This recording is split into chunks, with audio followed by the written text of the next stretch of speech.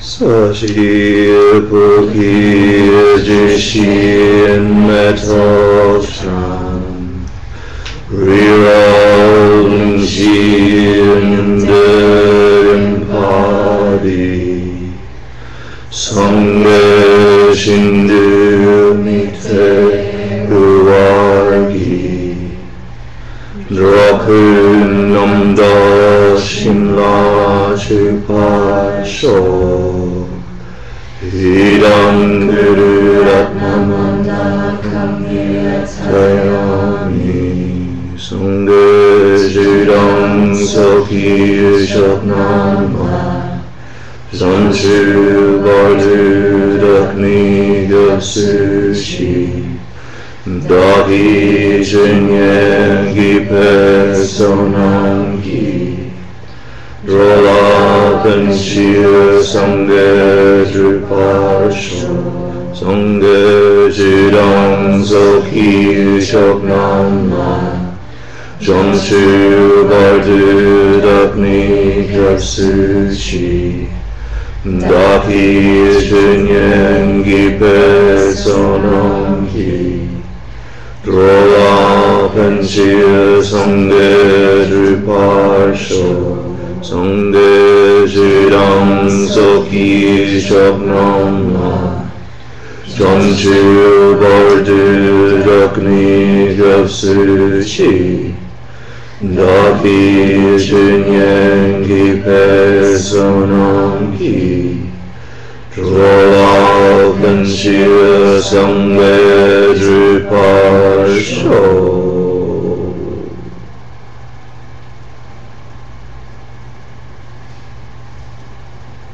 So please sit comfortably for a few moments of breathing meditation. We'll use it to shift our minds to a more relaxed and neutral state from the busy activities earlier today. Try to calm the mind, release the thoughts, and be more present here. So simply watch the air passing the nostrils in and out. 7 rounds of breathing with the spine straight, breathing through the nostrils, lips closed if possible. Begin with an exhalation. An inhalation completes 1 round.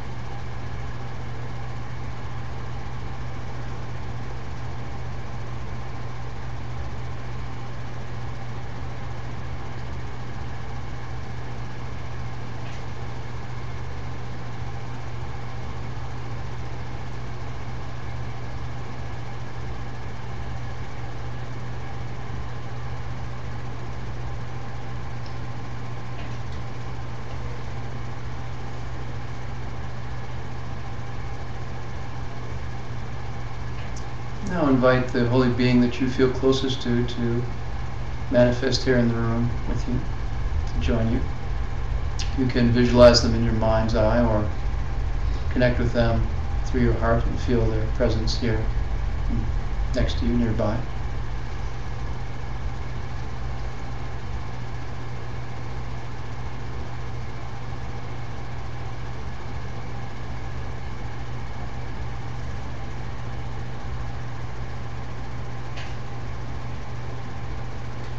And in some way show respect for their holy total purity, bowing down, or whatever feels right to you, prostrating.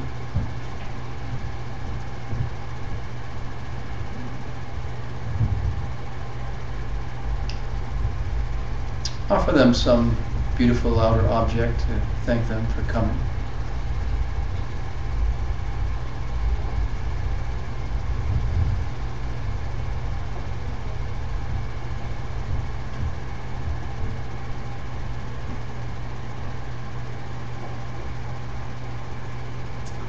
Think about any goodness that you've done today, any and all of the goodnesses you've engaged in today.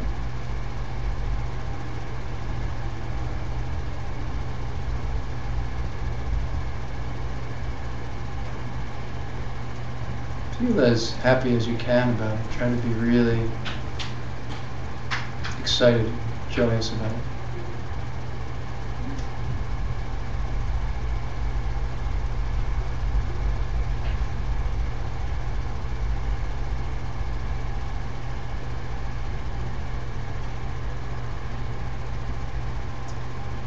And think about some negativity that you did today.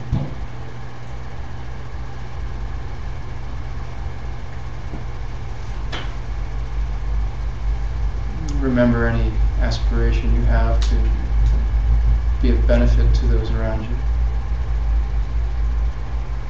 And reflect how this was not that.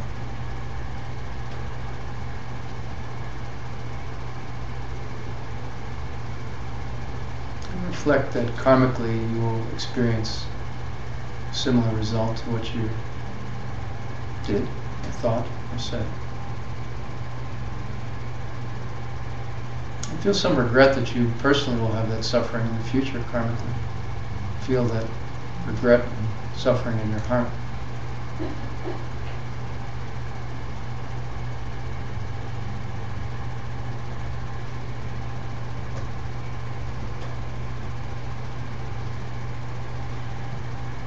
Resolve to restrain yourself from doing it again for a specific manageable period of time.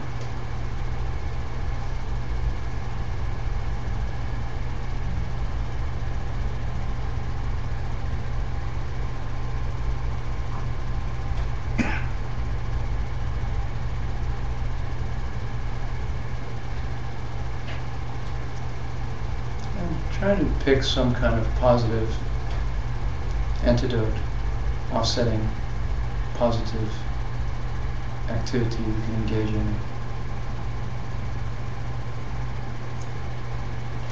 Try to resolve to do that.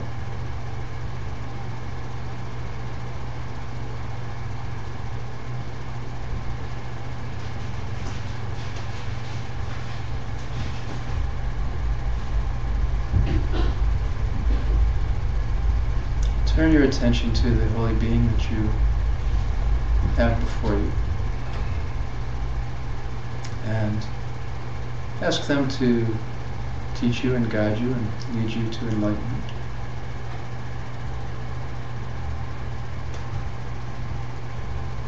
Always help and to quickly bring you to the end of your path.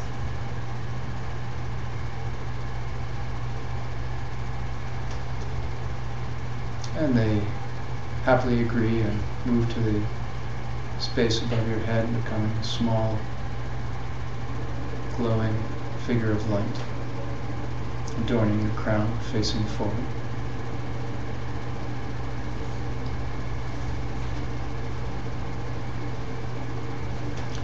So thank you, holy beings, and homage to all holy beings everywhere, all realms and times and places. Thank you for coming.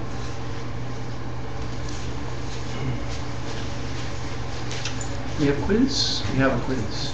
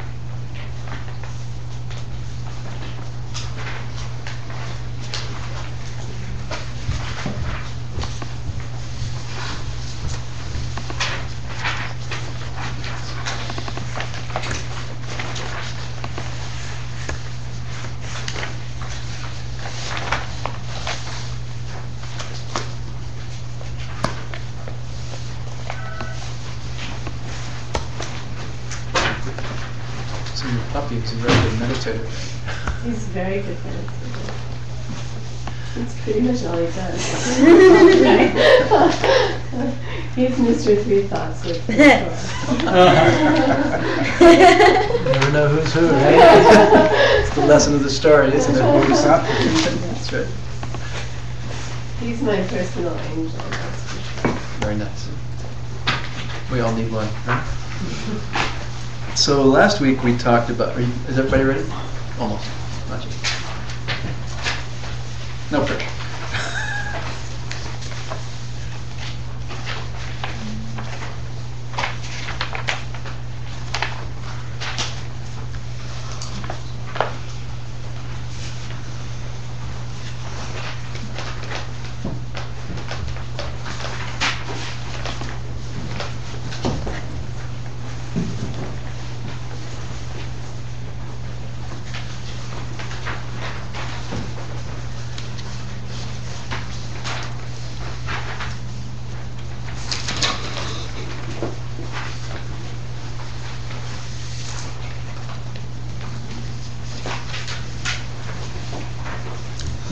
So last week we talked about the three poisons, right?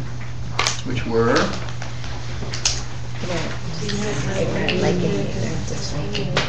So all of a sudden a panic started look in the room. Deer in headlights. I heard liking. Liking things ignorantly and disliking things ignorantly and ignorance itself. Right? Pig, chicken, snake.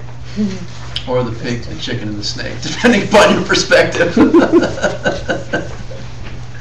Whether you're a visual person.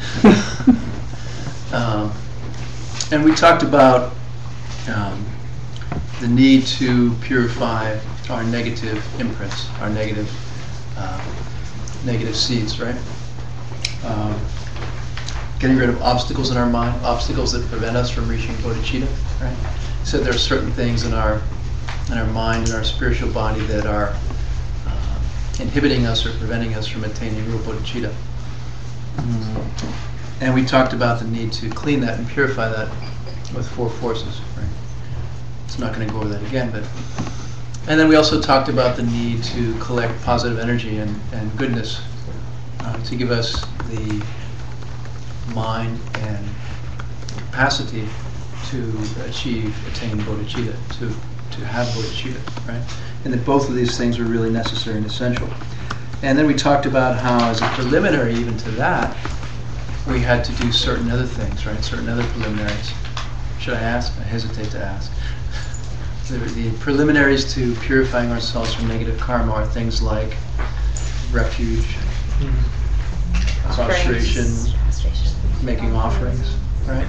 That even to be able to purify our negative karma, we have to collect certain positive energy. We have to collect certain causes, we have to position our mind and position ourselves in a certain way to be able even to purify negative karma, to succeed in the four forces practice, right?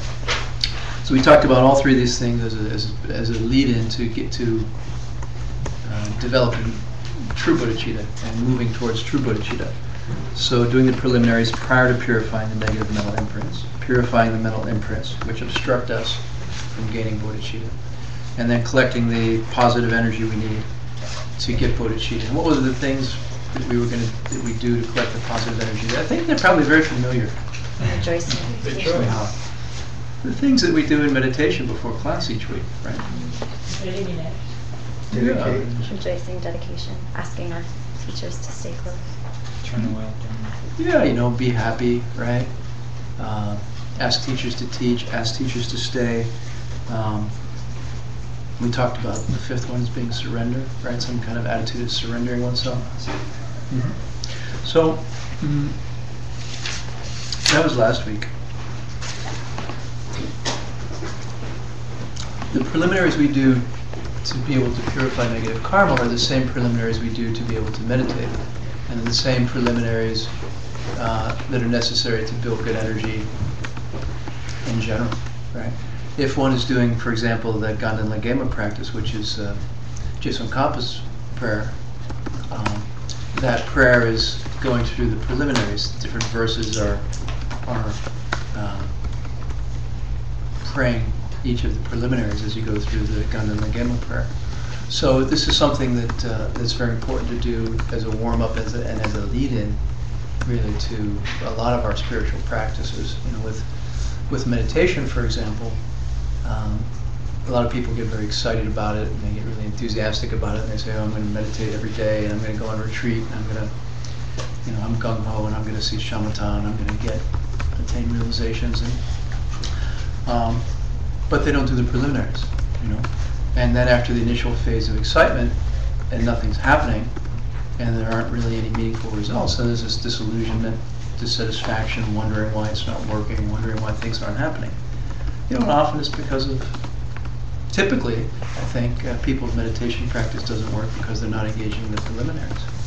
So everything is caused, you know, and in my opinion, Buddhism in general is a progressive path, in my experience, in my opinion. And so, you know, it's a graduated path to enlightenment. So this idea of, let me just jump over here and do this thing and knock it out and get some attainment or some result just by going over here and doing this thing in standalone fashion isn't really generally going to work. I mean, we approach the conventional world that way. I'll just work on this project over here really hard, I'll just work on this thing over here really hard, and I'll just work on it and get it done, and then I'll be successful at it.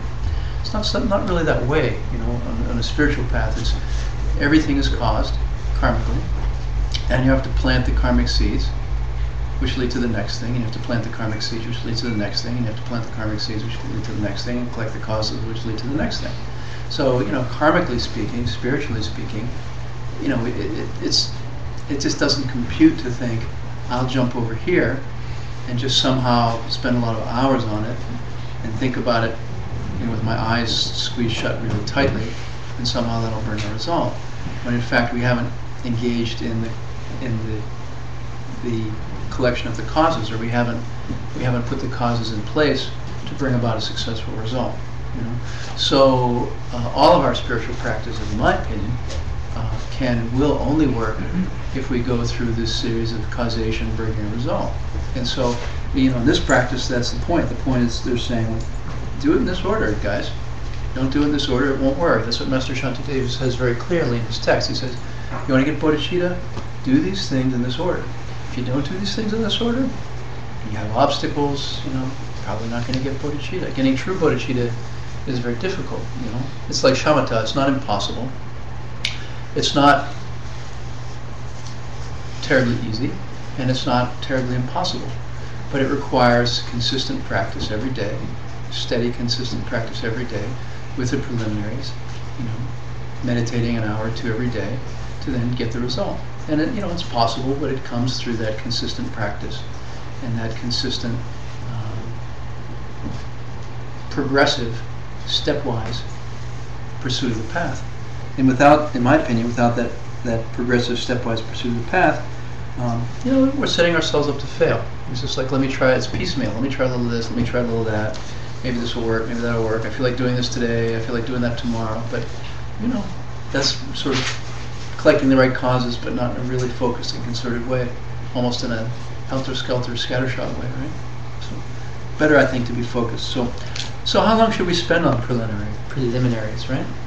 I mean, if we're going to meditate for 30 minutes in the morning, or 40 minutes in the morning before we rush off to whatever else we're going to do next, you know, I mean, the preliminaries can't take all of that time, right? So, you know, maybe you spend 20 minutes on the preliminaries, right? And there are typically, when we sit down in the morning and we start on the first preliminary and sort of might be really enjoying it, it might take 10 minutes on the first preliminary, right? And then it's like, oh, well, I'm going to do the other preliminaries. Okay, let me do the next preliminary. And you take 5 minutes on the next preliminary. And you're like, oh, I only got a couple of minutes left. I have a couple more preliminaries to go through. You know, and then there's a rush through, you know, and then some of them are neglected and some of them we space out, or, you know, we lose ourselves, or whatever the case might be. So very important to pay attention and to time it such that there's a consistent equal amount of time spent on each of the preliminaries, so that it's not that we're collecting very weak causes with certain of them, and, you know, I don't want to say collecting too much of a cause of another, but getting lost in another one. at the expense of the latter one. So like that, you know. Steady pace. You know, you can even time it if you want to. You know, till you develop the habit and the rhythm. Sometimes it's useful to have something set the pace for us until we have the internal rhythm established down and down pat. So anyway, so those preliminaries set the mind up for meditation, and set us up for achieving bodhicitta. You know, I don't know who anyone is in the room. I don't know who is an emanation and who's a great bodhisattva and who's not. But getting real bodhicitta is extremely difficult, but possible. As part of that progression that Master Shantideva is going through, he said, all right, do the preliminaries, do the purification of negative karma and removal of obstacles, do the collection of good energy and positive momentum to be able to experience bodhicitta. And then the next thing is there's a ceremony for taking for bodhicitta, and it's sort of like when we start class, when we do the prayers in the beginning of class, Sangye Chodon, Soki Chonon La, right? I mean, there's bodhicitta in there. We're doing a little bit of taking bodhicitta in there, going for refuge and taking bodhicitta 3 times at the beginning of class. It's like mini bodhicitta, right? We're saying, you know, may I help all beings, right? So when we engage in this ceremony, there in the olden days and traditionally, there were 2 different ceremonies which were engaged in or undertaken. The first ceremony was an aspiration to be able to be a bodhisattva, saying, sure do wish I could do that. And I think, you know, I know I fall in that category, perhaps some others here do, where there's a sense of, God, I don't know how I could ever do that, or could I do that, or I'd love to do that, but I don't know how, or I don't know much about it. I mean, there are a lot of different things that will come up in the mind, right? Feeling like maybe I'm not fully up to the task yet. So the first ceremony is this deciding to try, you know, deciding to aspire to bodhicitta and to being a bodhisattva. So it's like a prayer, or committing yourself in the form of a wish or a prayer. So it's saying, I'm going to be a bodhisattva. I'm committing to this bodhisattva path. I really want to live the life of a bodhisattva. So I'm going to just start with that intention, with that motivation, and with that aspiration, and not committing to any kind of bodhisattva vows, not committing to engage in any kind of specific activities, 6 perfections, or anything like that. It's just saying, okay, I commit to at least trying. You know, I'll give it a shot. So I'll try to get bodhicitta, right? Some kind of thing that just says, I will state clearly that I wish I had bodhicitta. You know. So it's just, that's the beginning of it, right? That's the beginning of that formal undertaking, or that formal path. Is saying that I commit to the idea of being a bodhisattva. I commit to the idea of helping other people, right? And Arya Nagarjuna makes the point that it was accustomed to do 2 separate ceremonies. And just the commitment to try to get bodhicitta and to feel like a bodhisattva, like even just having that thought in one's mind and saying out loud, even if one is simply just reciting, even if one is reciting a ceremony, the power of thinking and saying, I resolve to try. You know, I decide to try is a huge, profound thing. It's a very powerful thing. So saying that I'm going to attempt to reach a Buddha paradise, you know, I'm going to try to become enlightened. I'm going to try to reach paradise so that I can lead everyone else there. You know, I'm going to try to reach the end of suffering. I resolve to reach the end of my own suffering so that I can help everyone else reach the end of their suffering. That's a really big thing. That's a really huge thing. You know, it's a huge, huge, huge commitment and aspiration and decision, right? Even just at the level of, I'm going to give it a try because I think it's worth it. So they make that point. So, you know, the idea that I'm going to spend the rest of my life, I'm going to spend my life energy, I'm going to spend my resources, I'm going to spend my time, I'm going to devote my thoughts to helping other people is a really radical thing. You know, it's a really huge thing. It's a commitment to do that, right? So it's not an ordinary state of mind. It's a very unusual state of mind. It's very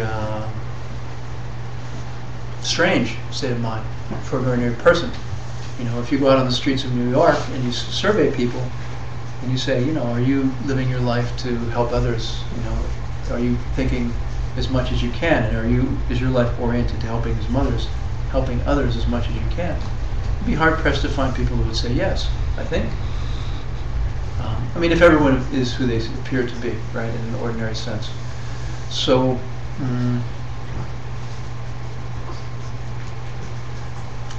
helping other people, meditating for other people, working for other people, using one's resources for other people, it's not normal, right? It's not a normal state of mind in this world.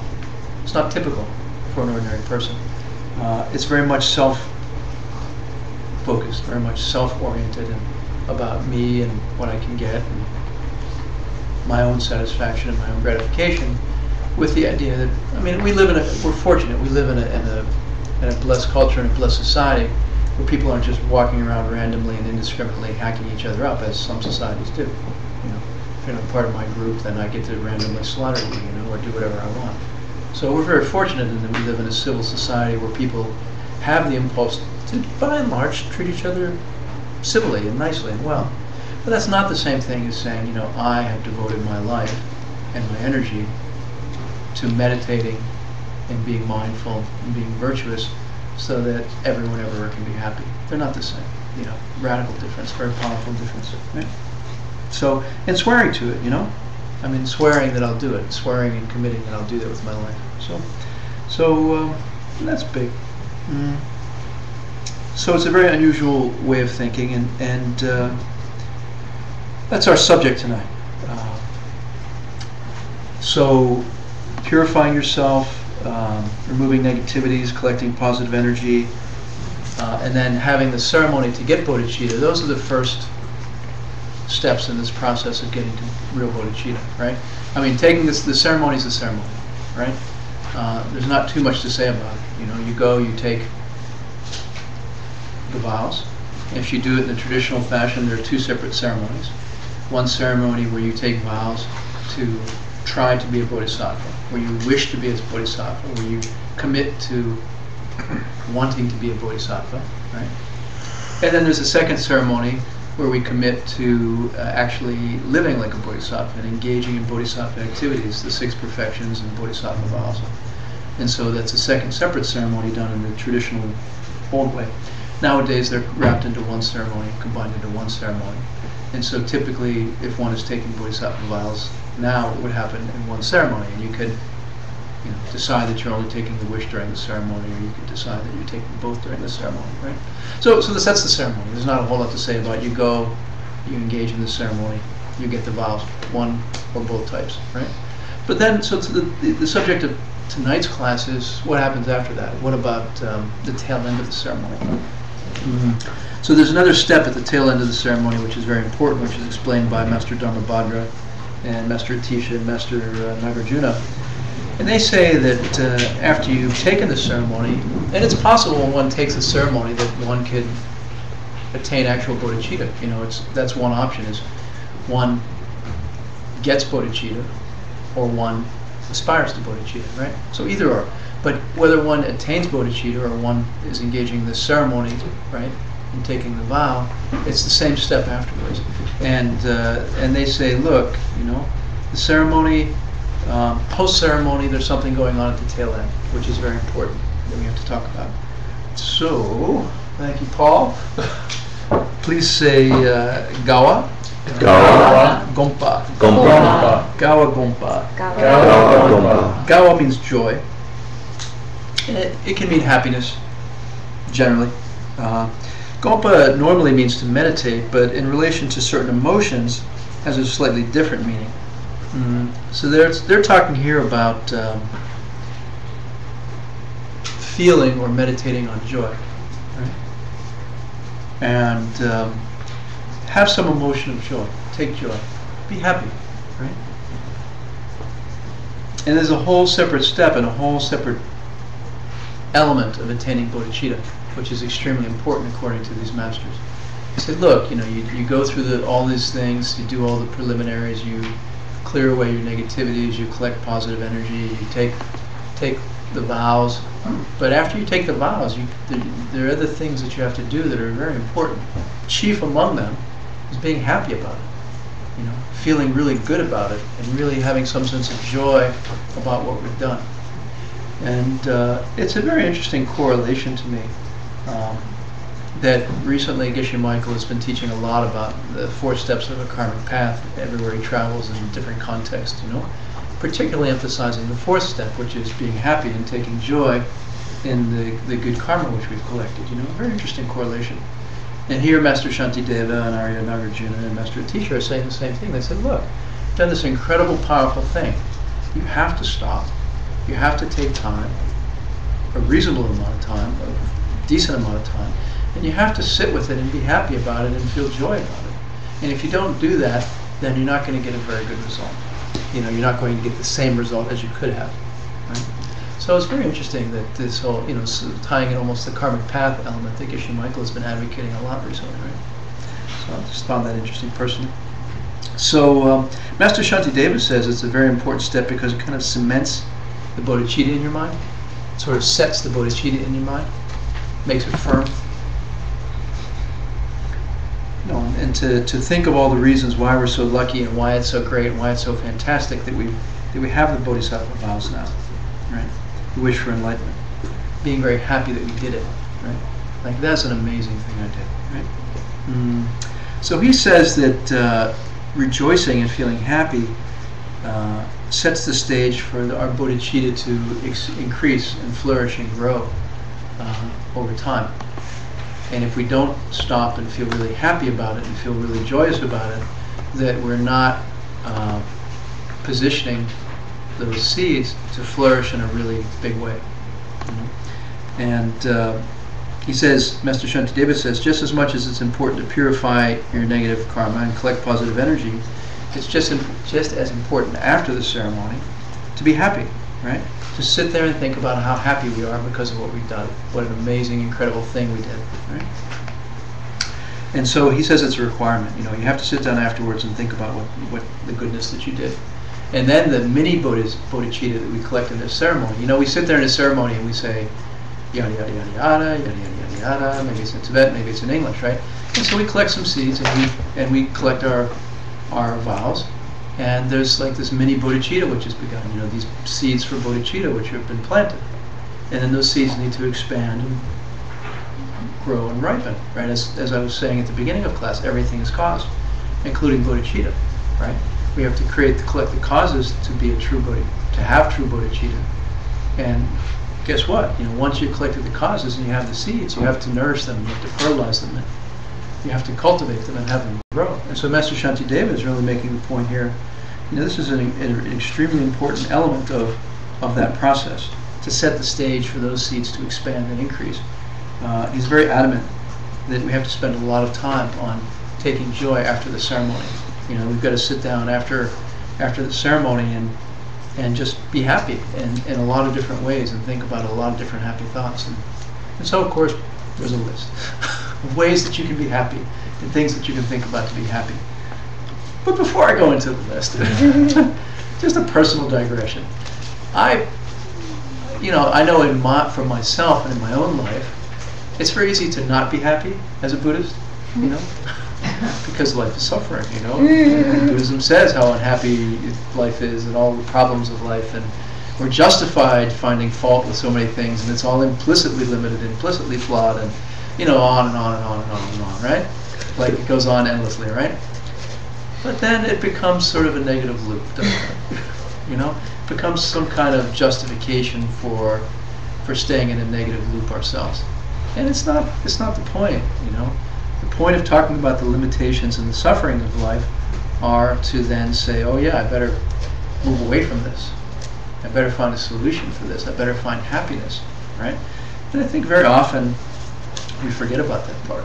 You know, we forget about our focus is meant to be finding happiness, you know, finding joy, finding goodness.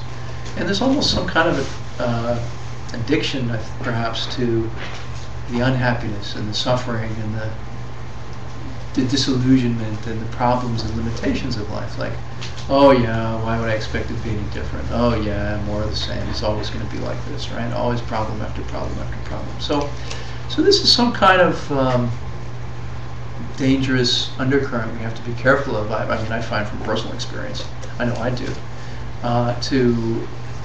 to really focus upon being happy, you know. And I would even suggest that it's an important part of our practice to try to purify karmic, you know, talk about karmic purification, to try to purify the seeds of being unhappy, you know, and to cultivate the causes for happiness, right? Which is what bodhicitta is, which is what Master Shantideva is talking about. So, you know, how can we purify the seeds of being unhappy about anything and everything, right? And how can we cultivate the seeds for happiness and joy and love towards anything and everything, which, you know, is bodhicitta, right? I mean, so, and we'll talk about it more a little later. Master Shantideva has some really beautiful points about it later on, which I take great comfort in. Which you'll see when we get to it why. Okay, so the first part, Master Shantideva divides being happy into two parts. And the first part is being happy for ourselves, being happy for yourself, you know, for reasons relating to oneself, right? Like, what is it about these Bodhisattva vows that are so great for me? You know, why should I be happy that I took Bodhisattva vows? What are they going to do for me? What am I going to get out of it? What should I feel happy about here? What's my, you know, what's my payoff? What's my benefit in doing this? So he breaks it up that way. So he goes into that first, and he says, thinking about what bodhicitta is going to do for you. And it's not a bad thing. There's nothing wrong with it. I want to be happy. How is bodhicitta going to make me happy? How is bodhicitta going to help me be happy? Right? I mean, it's important. So, how is it going to achieve my goals? How is bodhicitta going to lead me to happiness? Right? I mean, that is what we're after. Right? So, and then secondly, he says, well, let's think about what bodhicitta is going to do for other people, and how bodhicitta is going to help other people, and be happy about the benefits to other people also. You know, we can be happy about the benefits to ourselves, and then let's also be happy about the benefits to others too. I mean, bodhicitta is serving both me and other people. Right? Let's acknowledge that and be happy about both. Right? So, being happy for your own sake, being happy for reasons relating to me, has three parts, of course. So the first one, please say Sang. Sang. Tupa. Tupa. Sang Tupa. Sang Tupa. So it's a difficult word, but it means kind of uplifting your heart, uplifting your spirits. Like when you meditate, right? What are the two typical obstacles to meditation? Dullness and agitation. Yeah, and so when you have dullness, right, when we're down, what are we supposed to do? Lift yourself up, uplift your spirits, right? And there's a whole series of instructions in meditation teachings on how to uplift oneself, how to uplift one's spirits, how to boost oneself up, right? And so this is what he's talking about here. He's saying, look, you know, Babonka Rinpoche says, look, if you're really feeling down and you don't have anything to be happy about, at least be happy about the fact that you're a human being, you know? At least be happy about the fact that you've got a human life, right?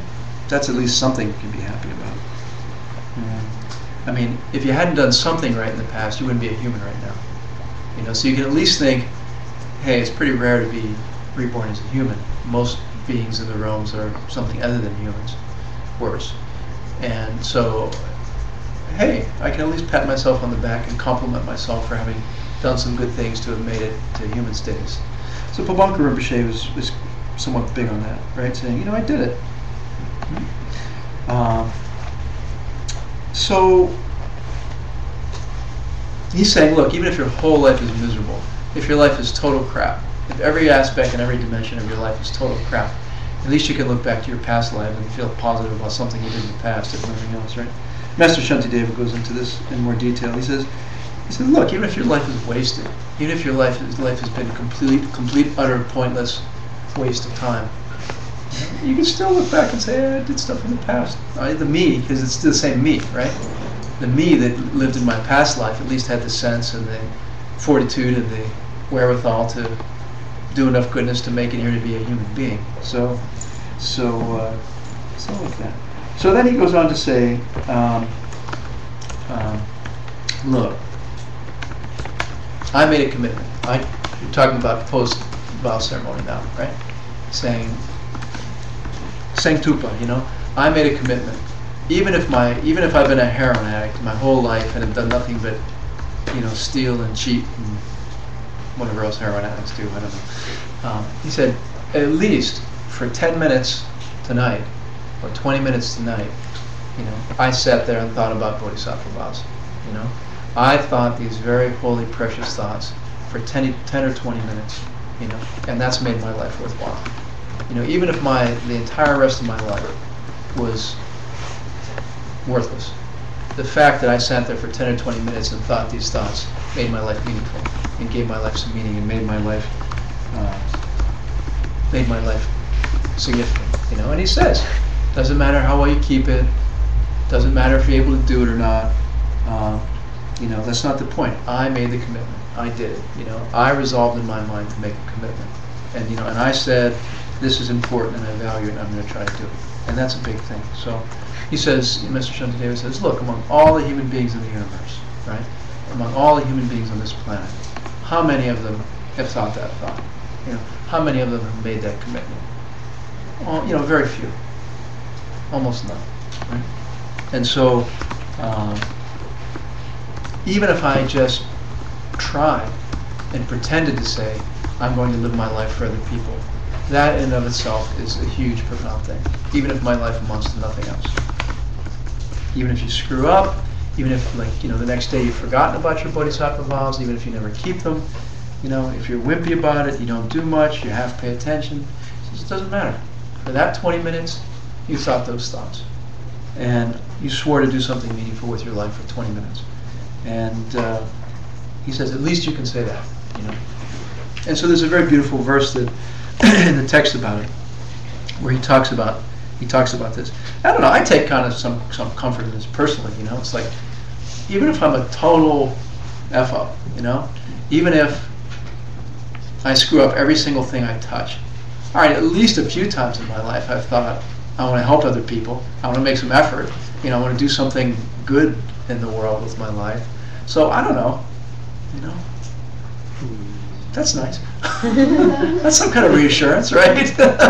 Even if I'm a total failure in every other way, in every other dimension of my life, you know, Master Shantideva is saying, look, be happy, you know, be really happy, because this thing that you did counts.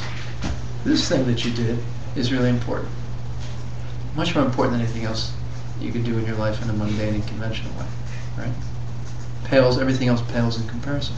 So there's very, very beautiful verses that he wrote about it. So please say, Dengdu, Dakse, Rebuyu. So Dengdu means from this moment, and Dakse means my life, and Debuyu means fruitful. So this is the first thing you're supposed to think, you know, when you be happy is I finally did something meaningful with this life, right? From this moment, my life has become fruitful, meaningful, right? Like, my whole life has been wasted, you know, spiritually, right? And finally, I've done something meaningful, right? Like, you can look back on your life and say, I'm almost 50. What stands out in my life? You know, if I look back over the last 30, 40 years, I mean, forget the first 10 or 15, right? It's just a total waste. You just go, pay attention to me, give me what I want. I mean, you know, it's not even worth talking about, really. That's the first 30. First 30 years. Maybe 40, you know? Who knows? 50.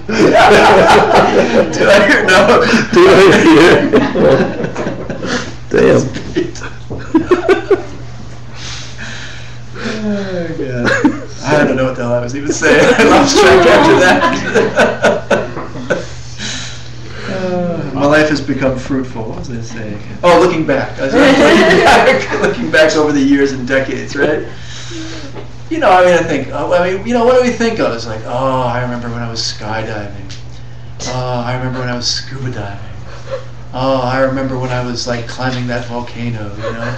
Oh, I remember when I was, like, bicycling up the mountains, you look and you think, oh, I made this much money, or I made that much money, or I went on this trip on a cruise, and I did this other cool thing, or they just kind of go like, so they're done, they're past, they're in the, there's no lasting benefit from it.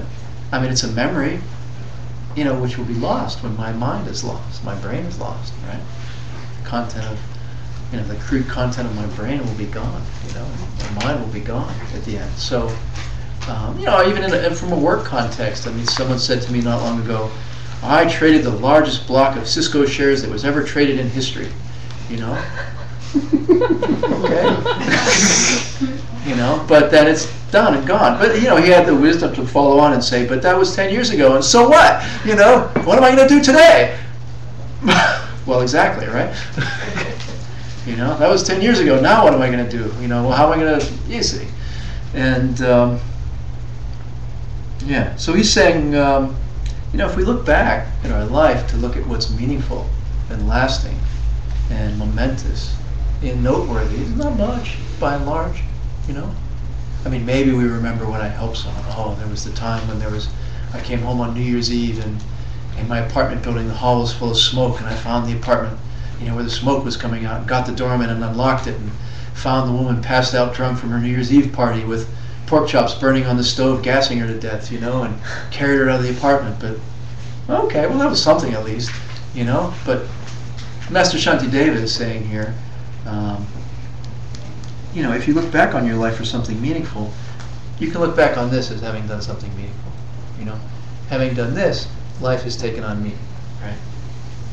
And at least for 10 minutes, I did something meaningful in my life. And tonight, taking these vows, if I'm still, life takes on meaning. And I could say that I swore to try to help every living being. I swore to try to reach Buddha paradise. I swore to try to reach enlightenment in paradise, so that I would forever be free of suffering, and so that I could help bring everyone else to the same state of being forever free from suffering. Right?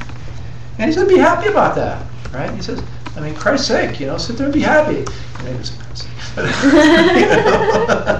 Obviously. Well, never mind.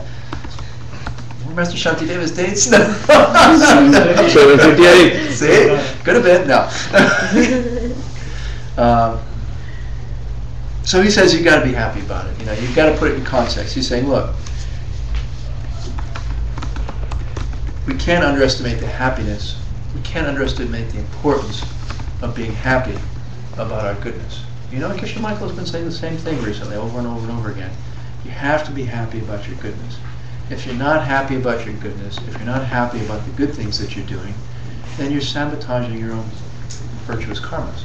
You're undercutting and limiting and reducing your own virtuous karmas. You're not fertilizing them. You are, giving them dry ground, essentially, or something like that, right? Anyway, so Master Shantideva is very strong in that and very big upon saying, people, you've got to be happy. This is this incredible thing. Even if your entire life has been a total waste, this one thing makes your life meaningful, and you have to recognize that, and you have to acknowledge that, and you have to be happy about that. If you've already taken Bodhisattva vows in the past, same thing, same way of thinking, right? Same attitude, same frame of reference, right? Same mind. So, okay, and then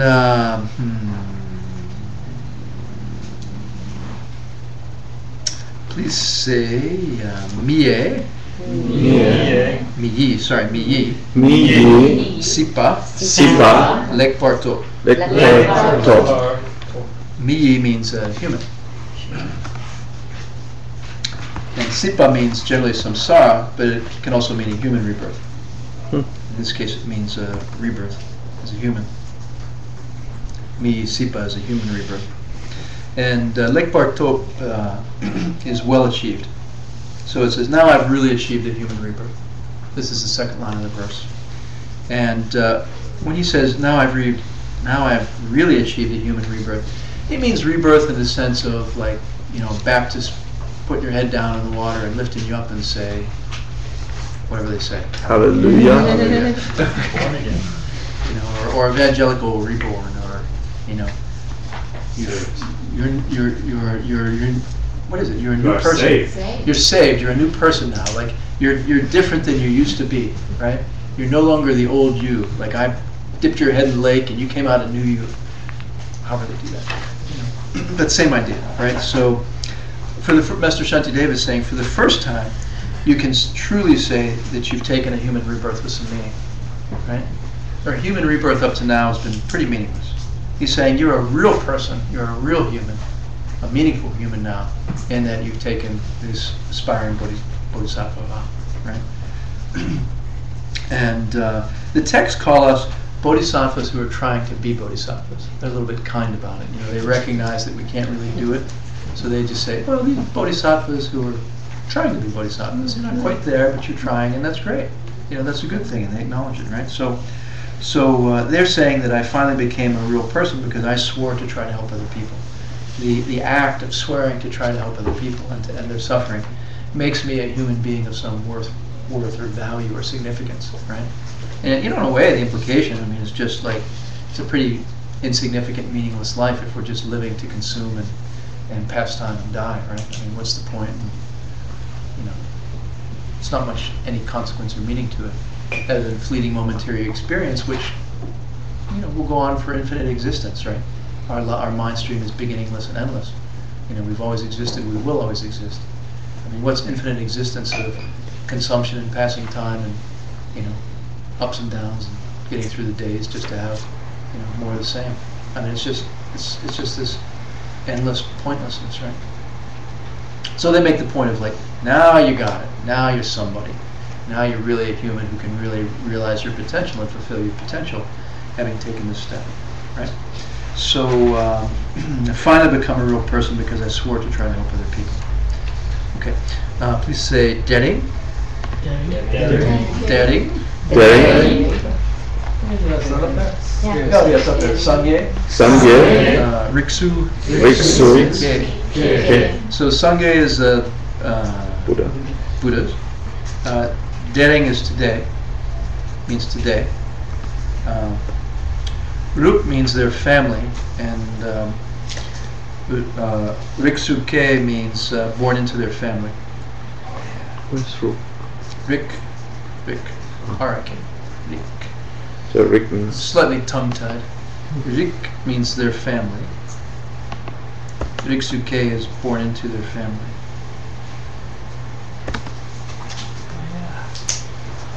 So once you've decided to give your life to helping other people, you're in a different family. You've been born into a different family. You have different parents. It's like getting married, right?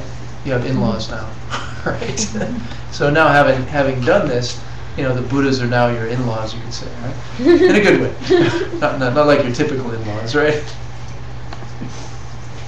So the text says, now you're a son or daughter of the Buddhas. You're in a new family, right? You've joined a new family, the family of the Buddhas. And they say that you know, the holy beings have this feeling about you, like that, you know, you're part of their family, right? Something like that. Please say Sangye. Sangye. Sesu. Sesu. Dak. Dak. Yurto. Yurto. So Sesu is means very important, like a very important son or daughter, like a prince or princess, something like that. A royal child. Dak means I. Sangye again is Buddha. And again, do we have Yurto? We did not. Yurto is I became. So I became a son or daughter of the Buddhas. I become a child of the Buddhas.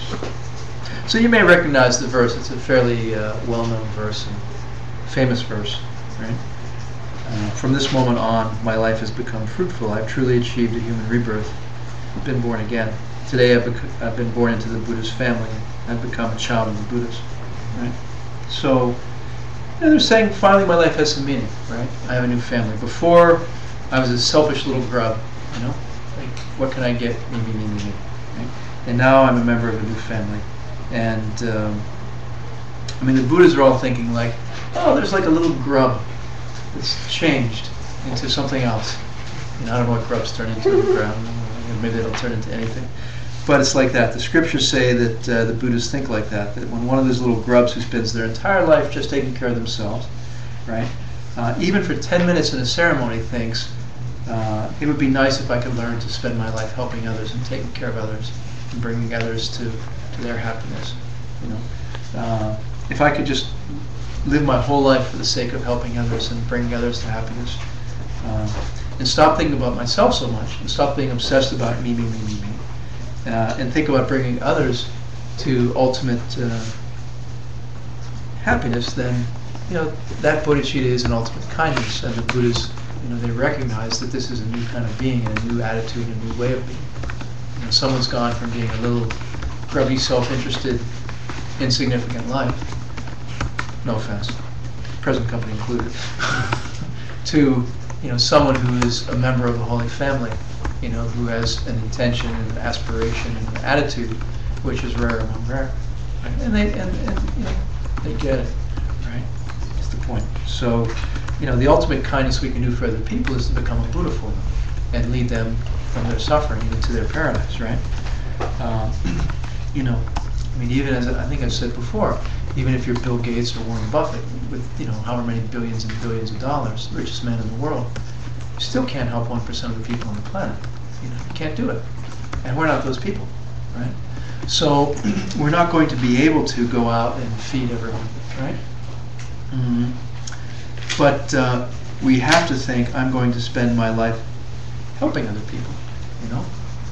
What's the best thing we can do for others? Is it trying to feed them, or is it trying to reach our paradise so that we can lead them to paradise? It's the latter, right? But does that mean that we're not supposed to help people who are hungry or help people who are cold? Obviously not, right? Part of bodhicitta and part of being a bodhisattva is practically and tangibly engaging in the 6 perfections. Yes, granted, if one has the aspiration and is not trained in engaging, that's okay, fair enough. We work at the aspirational level. We work at the level of intention and wish and commitment. But, at a certain point, then it's like, well, I have to actually try to do something. I have to actually get engaged with the suffering around me, the needs around me, in a way where I'm actually tangibly and meaningfully and personally helping someone in whatever way it is. Does not really the point. What is my attitude and my being engaged in that way? So, whether it's beds or food or houses or money or whatever. So, if we're serious about our bodhicitta, we'll be doing those things anyway at an appropriate scale for our life, right? We're not Warren Buffett. We're not going to feed 100 people today, but we're going to go help, a few people that we come in contact with, or whomever we come in contact with, that we can help in a tangible way, right? So, then there's this thing about being an armchair bodhisattva, right? It's like, well, I'm reading a magazine on the couch so I can become enlightened to help all sentient beings, right? I'm watching TV to relax so that I can become a bodhisattva to help all sentient beings, right? And now I'm going to go out to a cafe to become a Buddha because I do going to the cafe with bodhicitta so that I can become a Buddha to help all living beings, right? It's silly, right?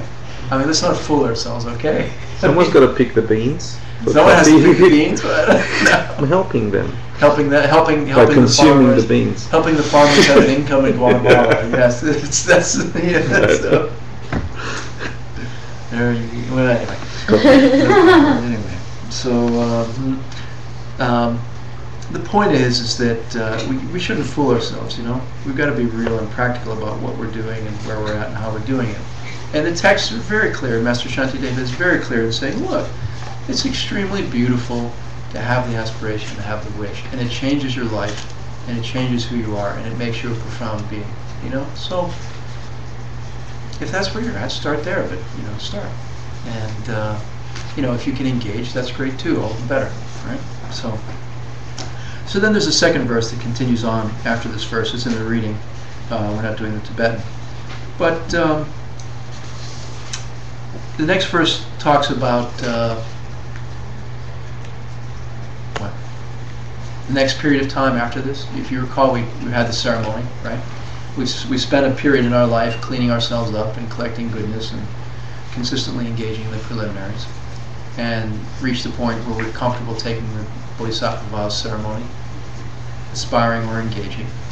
And then we have the afterglow of the ceremony, you can call it. I like that, right? Sort of appropriate, right? Maybe last half an hour or whatever, you know. Not going to go too much into it, right? And I was thinking maybe we should take a break there. Too soon. But then, and we have to, and they're very adamant saying you have to take that time. You have to take a half an hour and you have to really go through it. You have to really, really be happy and uplift yourself in all these different ways. And so then, but then after, so then you take the half hour basking in the afterglow and the joy and the happiness and the bliss and the, you know, the uplifting feelings, right? And so then the text goes on to say, the next verse says, okay, it's kind of like you get coming down a little from the afterglow, right? It's kind of like when you think about, oh, what should I eat now? Or whatever you think about that. Maybe I want a cigarette. No, never mind. I don't smoke. The point is that it's kind of like happy time is sort of winding down now. Okay, we've had our half hour of happy time, afterglow time, and the text is now going on to say in the next verse, look, you know, now, no matter what, I have to behave in an appropriate way. Okay, I've joined this new family. It's not just any family, right? It's a certain special family that I've joined, and I have to be careful, and I have to pay attention. And I have to behave in a way that's befitting for my new family. I don't want to embarrass my family. Like, I don't know, it's like girls become very self-conscious about being embarrassed at a certain point in their life, right? And they don't want to do anything where they can be embarrassed, or they don't want you to do anything which is going to embarrass them, right? So you go over there, don't embarrass me, right? So it's like that. It's like, don't embarrass your Bodhisattva family now, you know? Don't do things which is going to, you know, where they're going to be like, part of my family, you know, something like that, right? So the family is faultless, the text says, and totally holy, sacred, and it's a totally pure new family, right? And so the idea is to have this strong thought and feeling that I'm not going to defile my new family with some kind of crap behavior, you know, meaning selfishness, mainly, selfish thinking, right? It's being self-absorbed, right? Thinking in ways that don't befit a bodhisattva, right? Like, I'm not going to embarrass my new parents by having lousy, selfish thoughts, right? That's hard, right? I mean, you know, we are setting the intention here, and we're getting clear here that we want to behave like a bodhisattva because we belong to this family and we don't want to mess up. I don't want to mess up. I want to be a part of the new family. It's like, you know, you join a company that you really like, or you have a new partner that you really like. You don't want to mess up. It's like, oh, I got to behave really carefully, you know, so that they don't break up with me, or they like me, or that we keep dating, or whatever it is, right? So that raised to another degree, right? Yeah, so it's a commitment, right? Keeping an awareness of that commitment. I got the commitment, and I'll try not to sully and dirty that commitment, right? Saying, I swear to make sure that every sentient being, like if we say, we go through the ceremony, and we say, I swear, I vow that I want every sentient being to be happy, and I commit to trying to have that attitude, right? You know, and then we go to work, and someone gets a promotion or a raise, and we're just like, why did they get that? Why didn't I get that? You know? Then it's just like, ow, that's it. You just messed up your bodhisattva behavior, right? You know, it's like somebody got what they wanted, somebody got something that made them happy, and we're like, well, why did they get that? You know, I should have gotten it. Selfish thinking, right? So that's the point here, and that's what they're emphasizing as we're coming down out of the afterglow is set our resolve, set our intention to not mess up, and to really put other people first and think of other people first and not be selfish, right? You know, this totally holy family, right? So, I mean, it's like it's a little bit like the mafia, right? Like you join the family, and you can never leave. Right? It's like different though, right? Obviously different. Right? Don't take the metaphor too far, the analogy too far, right? But it's like, you join the family, and then you're going to behave in a way that the family approves of, or else, right? Well, we don't have the or else with the Buddha family, but when you join that family, you're very careful not to cross the line because there's serious implications, right? Well, we don't have that, but it's the same idea, right? Just having the same kind of attitude, like geez, if I do that, will they whack me? I mean, obviously not. but you'd be, if you were serious, you'd be really concerned in some way about crossing an inappropriate line, right? Not because you're gonna get whacked, all right? But because you're embarrassed about your family. Yeah. This is sort of a random, not necessarily a diversion now, but so we have the text for doing the purification that you gave us, the general confession. I wonder, is there anything where you have a document where you can read that you can rejoice, like I have done this good thing and I've done that good thing, and something like that? Because I feel that even though you're emphasizing and that the tradition ultimately emphasizes that we should be rejoicing. Other than I guess we could read Master Shantideva's chapter on rejoicing probably. I'm just curious if there's anything. That's what I was going to say. Okay, so, well, but it's a really beautiful question, Jeremy. Does anybody know any? Well, first of all, you do the Yi Rang, which is just those 3 levels of rejoicing, which we did in our homework, right? We can just do those, I would think. But I agree with you, because even after we get this feeling like, at least we've come this far, we've taken a Bodhisattva vow or whatever we may have done, right after that we suddenly feel guilty again that we haven't lived up to the expectations of the family. It's so easy to keep falling back. Yeah. And C6A Shantideva, I think also C6A said, always act with a joyful mind alone. And that's the thing you're asking about, I think. And I think it would be nice to remember the 3 ways of uplifting our hearts that was in the homework. Yeah. I think it's an important point. I mean, it's a very beautiful question, Jeremy. Thank you. I wish I could spout off, 5 prayers which are all about woohoo, that kind of happiness. But I think it's a really important thing to circle back to, which is that it's not meant to be a letdown. It's not meant to be a downer, Like we have the afterglow experience of being really happy, and then it's just like, it's not meant to be, oh, I'm a bad person because I can't do this now. Like I felt really happy for 30 minutes, and then like 30 seconds later I failed, right? Because I know I can't do it. And so now I feel bad. And now I feel guilty, and now I feel down on myself, right? Because I know I'm going to be a failure. I know it's impossible for me to keep this, right? That's not the point at all. And we have to be really careful of that. We have to be really, really careful of that, in my opinion. Buddhism is not an excuse to put ourselves down. It's not a reason to put ourselves down. It's not a reason to have negative reinforcement. Quite the opposite, especially in the higher teachings and the highest teachings, it's all about continuous positive, intense positive self-reinforcement, uplifting, very powerful, uplifting, intense positive reinforcement all the time as much as possible. And training ourselves to do that over and over and over again constantly. So I don't know how this has become I don't know how this has crept in to become such a sort of dangerous and gloomy pitfall, but somehow it has. And we have to be really careful of it, One other thing, maybe the Miksema prayer is a good one to do. There's a 9-line Miksema prayer, which is very short, which you can find online, which might be positive, because it passes it on to the Avalokiteshvara and Manjushri and the other emanations. It's very interesting, if I think about, go ahead.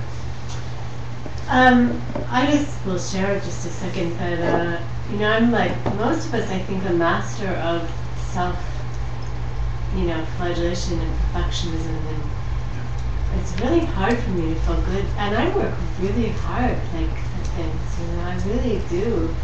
And, objectively I can say that, but it just never feels like enough, because these vows are so high, and I can be 1 minute doing Tonglen and praying for all beings, see the next minute I don't want to share my chocolate bar or something, like that, And Yeah, it's very. I had this instance last night where I'm living in community right now with a very spiritual group of people, and I'd come out of a weekend of doing prayer with them. And we're all praying and singing and doing these rituals, and one of the younger guys, I went next door to walk into the main room and do something, and he was making popcorn, and I just sort of assumed that it was for everybody. It was like, oh, I came at the right time, And he's like, no. And I saw him grab his bowl and sort of run off, he had made it for himself. And my first reaction was just this horror, oh my God, what a jerk you are. And then my second one was, how often do I have that feeling, that boundary of where my generosity is and where my self thing is. But what's been helping me is this sort of beautiful practice. I was reading a book, a Tibetan dreaming book, about this process of watching your mind and allowing, he called it liberating the thought. Just having that equanimity toward your own mind, of just watching the thought without the grasping. Because then, it's an object. It's just another phenomenon rising. And it's helping me a little be less harsh on myself. And then the second part is that we are discovering that in this karma of, we are recreating our world in every moment. We are recreating our future. And as we begin to really own that it's like, well, do I want to create the positive or a negative, in this moment? And so this process of rejoicing is being able to say, oh, I see this thought. And one of my Nelam is always like, I can say, or, which really helps me. Like my first reaction is jealousy, or, whatever. And then she's like, or, or I could rejoice. And so those two things are really helping me in that process, that just objectively seeing it and letting it liberate. He talked about it being like, almost I pictured it one of those things that you see in the cartoons. Just like, and letting it go, and then I rejoice that that other real estate broker just got a $10 million listing, kind of, If I have to. So I just thought it was share. Well, thank you, Haley. That's all. Yeah, I just almost very, very similarly, but just something to add to that is giving ourselves a break to a certain extent, because we are kind of wired in this way, just watch these thoughts arise and the selfishness or whatever comes up, right? So we see it come up, and then for me it's been really helpful to allow it to remember those people with their grasping to their popcorn or to their seat on the subway. Instead of judging them, it's so compassionate now. It's like, oh, where can I bring the compassion? I know that my mind does this all the time. And so when you see it in the world, it's like, it stops you from having that negative moment and negative reaction, because you're like, oh, they can't help it either, because if I could help it, I would choose to not feel jealous, right? So having that equanimity to our minds and then bringing that out to others. Yeah, and it's not a choice, unfortunately. Karma's ripening are not a choice, unfortunately. Things assert themselves, and then we have to deal with them. Right? One of my holy teachers recently said to me, this condition of not allowing ourselves to be happy, this condition of being attached in some way or tied to, somehow inseparably tied to unhappiness, right? Like we can't let the unhappiness go. We can't allow ourselves to be happy. We can't really be fully happy, and so it said that that's the Buddha's, what the Buddha meant in saying dukkha. There's no real easy translation or no literal translation. Life is suffering. This life is suffering in that we can never be happy. We can never fully be happy for many reasons, on many levels. And among them are, we just have this human cultural tendency, in our case, to beat ourselves up or be inadequate or not be good enough, or we have some deep need to, do other things, which, et cetera, et cetera, et cetera. I won't go into it. But, this is our spiritual path, and from my perspective, that's what Bodhisattva path is. Bodhisattva path is having this mental commitment and this mental attitude that says, doesn't matter what arises, right?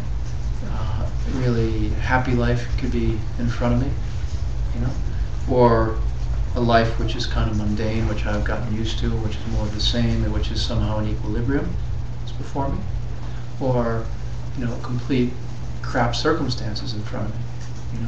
Regardless of which one of those is arising and manifesting for me, my task is the same, which is to engage in bodhicitta, which is to try to have some kind of loving state arise in my mind, because as I said last week, what arises in my mind is my perception and my reality.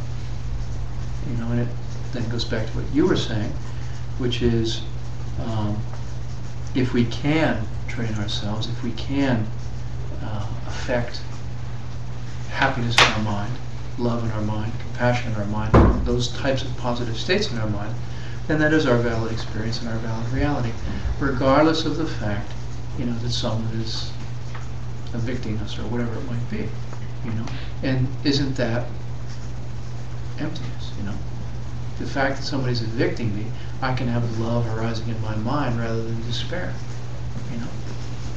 It's not coming from being evicted, right? So, it's a very beautiful practice, and it's a very holy practice, and it's a very hard practice, because it's just doesn't matter what happens, doesn't matter what my experience is, doesn't matter what arises. It's the same practice over and over and over again.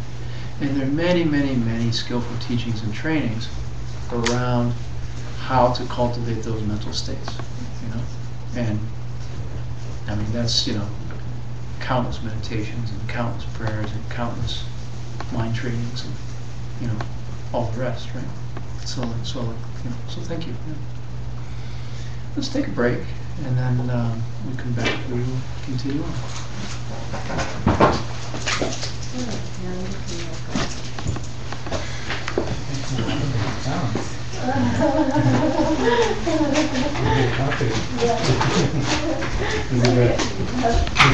You take them to retreat with you?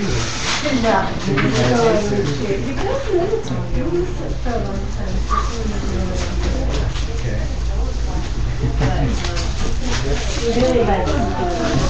Yeah, it's great. All right. Thank you. Who did it? That's dinner. He wants his piece. Is it nice having my phone? Yeah, thank you. You feeling better? It's rude. I can't even You should definitely eat. But it is dinner. So.